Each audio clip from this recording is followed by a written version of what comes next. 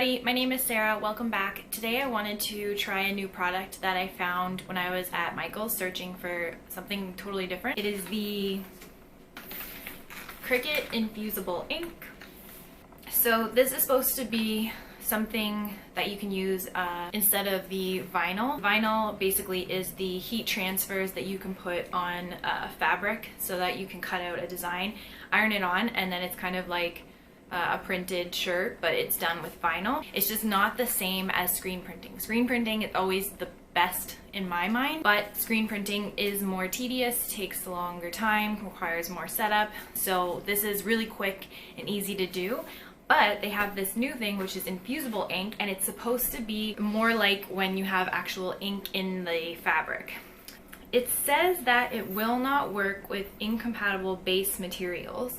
So when you buy this at Michael's or whatever other store, the Cricut website, they have things that are called blanks, and they're t-shirts that are made of a like polyester, but it's basically a blend of polyester and another fabric. And it's supposed to only work on those shirts. So I wanted to try it on just a regular shirt and see if it works, because I would never just buy all those blanks to use this. It's just really not cost effective. So I wanted to try it with a regular cotton t-shirt. So they say that you also need the easy press to press this into your fabric, and I don't have an easy press. An easy press, it says it's heat activated at 400 degrees Fahrenheit. Usually your home iron can go up to 200 degrees Celsius or 400 Fahrenheit if you put it on the cotton setting.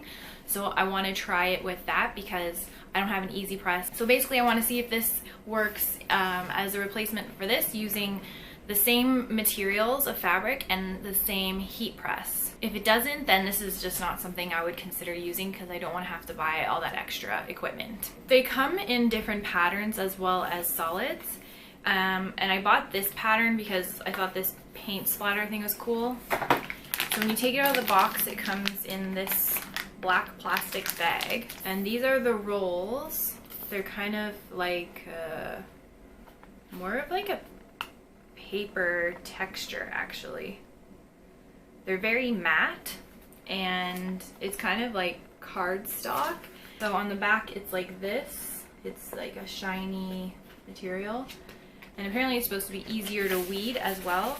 So this is the paint splatter one, and then there's a watercolor one, which is like this. And then it also has two sheets of this white paper.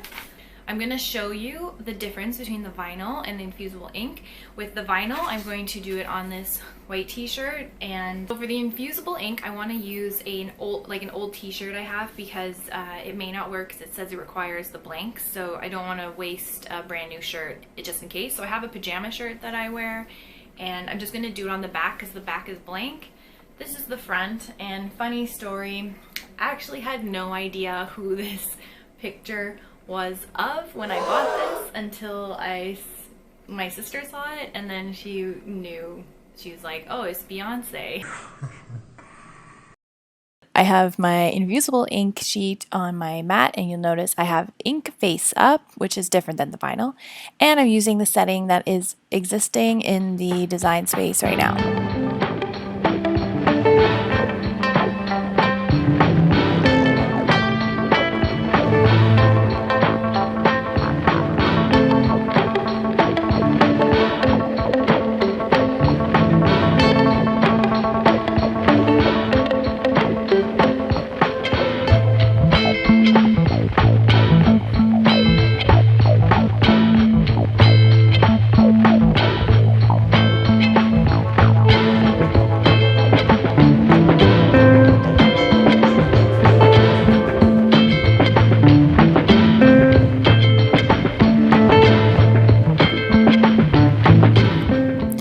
So this is the vinyl transfer, and you can see in the eyes and the lips and the nose, there's like really small details.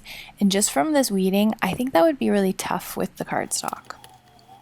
So my next step is I'm just heating up the shirt to apply my vinyl transfer. And I put a scarf over top because I don't like using my iron on the plastic. And it was a bad idea because when I took it off, it actually dyed. It took color from the scarf and it like colored my shirt this weird green color. So I scrapped that idea, grabbed a tea towel, and continued on. Usually, I find when I'm lifting off my plastic that sometimes there might be a little corner that lifts up, and for those corners, I just take my iron and go back into that area to make sure that there's some extra heat on. And then I start peeling it again. So moving on to the infusible ink. I iron the shirt prior to putting the infusible ink on, as that's recommended by Cricut. And then I applied my stencil and pushed it down. It kind of like curled up a bit because the cardstock is heavier, so you do kind of have to put more force on it to really get it down. I used the butcher paper that came with the infusible ink, and I put the iron on for 40 seconds, and it actually burnt the fabric. So you can see there's some brown tint there, and I think it's just because the butcher paper just wasn't enough in between the iron and the fabric. So I decided to try it by putting the tea towel over the butcher paper and the stencil, and that actually worked a lot better. There was no burning where the iron went. And you'll see like the ink started to seep out and the plastic from the back started to melt. So I think when it melted, it actually like made things move a little bit, and that's when I got like a double line, I guess. So the C didn't turn out that well. I think I didn't put enough heat there, but the two E's are fine, but you can see the double line there on the P where it budged a bit. Otherwise, it kind of looked good. I was impressed. It's just I wanted to know how it would look after I washed it, but I kind of liked how the couple letters in the middle ended up looking. And you can see this is what the cardstock looked like after it's done. It looks like there's still a bit of color in there that could have been transferred onto the fabric still. So I don't know if like a heat press would get all of the color out of the cardstock, or if it would have the same kind of effect. Anyways, you can see that it's like truly a part of the fabric, and the colors turned out really vibrant.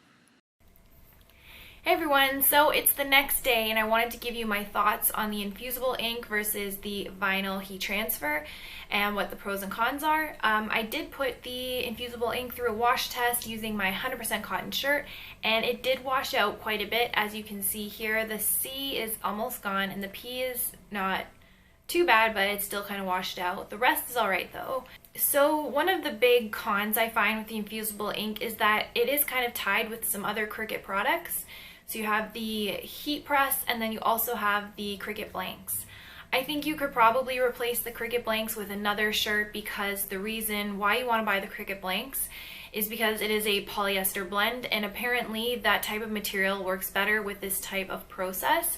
And you can kind of think of this process as like a sublimation process. If you use any third-party printers to create shirts, a lot of them have like a sublimated print, which is basically an all-over print, and it's in the fabric. So this one has the ink in the fabric, which is like, it's huge pro for sure. So that is why you would choose this over vinyl, because the ink is in the fabric, so it's not gonna crack or degrade like the vinyl will. I don't know if by using a polyester blend shirt similar to the blanks or the Cricut blanks, if that would be a better I'm sure it would be better, but I don't know how it would wash out with that. Maybe I will try that in the future. And I think the other con, going back to having to buy some new equipment, is the heat press. You can use your iron, because your iron does get to 400 degrees, but the problem is that the stencil that goes over top of this has to stay in place the entire time, because if it happens to shift during the heat process, so when you put it in the iron or in the heat press, you leave it in there for 40 minutes and then you take it, 40 seconds, and then you take it out. And what happens is that the heat activates the ink that's on the cardstock, and then it transfers it to the fabric. So it needs to transfer all of that ink in, but if it does get moved, it's still going to transfer whatever ink is left on that paper just in another spot because the stencil has moved. So with the iron, it's pretty difficult to keep anything from moving, especially if you have a large piece. I think if you had like a smaller one that's smaller than your iron, you could just press down on it and not move. But when you have a larger piece and you have to move your iron maybe 3 times to cover all 3 spots, it's pretty impossible to not have the stencil shift at all. I think you do need the heat press just because of that part of it, really. So I think those are my biggest cons, is that you do have to buy a different type of material, and personally I prefer a cotton material rather than a polyester material. And then I do think you need the heat press in order to get like a really crisp design. So it's just a little bit costly and it's a little bit more limited. Another humongous con is it is expensive. So with the infusible ink, you get a box and you get 2 sheets in it, and I think actually you can buy 2 sheets or 4 sheets, but the sheets are about 12 inches by 12 inches. So for my 2 sheets, it was about $20 Canadian. So the materials itself are also very expensive. And obviously the huge pro is that it doesn't sit on your fabric, it's actually part of your fabric, so it just feels nicer. It just feels like the fabric. It doesn't feel like there's anything on it, and it won't crack. So I guess there's some things to consider. If you already have the heat press, maybe this is something that you should just give a try. One other thing to note with the heat press is that you want to keep your design the same size as the heat press or smaller, because again, if it's larger and you have to move it, then you're going to risk moving the stencil and not getting a very crisp design. I hope this was helpful. If you've tried the infusible ink, leave a comment and tell me how it went for you. And if you have any questions, let me know. Or if you want me to try purchasing a similar blend of fabric as the Cricut blanks to give the infusible ink a try on that and see how it washes, let me know and I can try that in another video. Thanks, see you next time.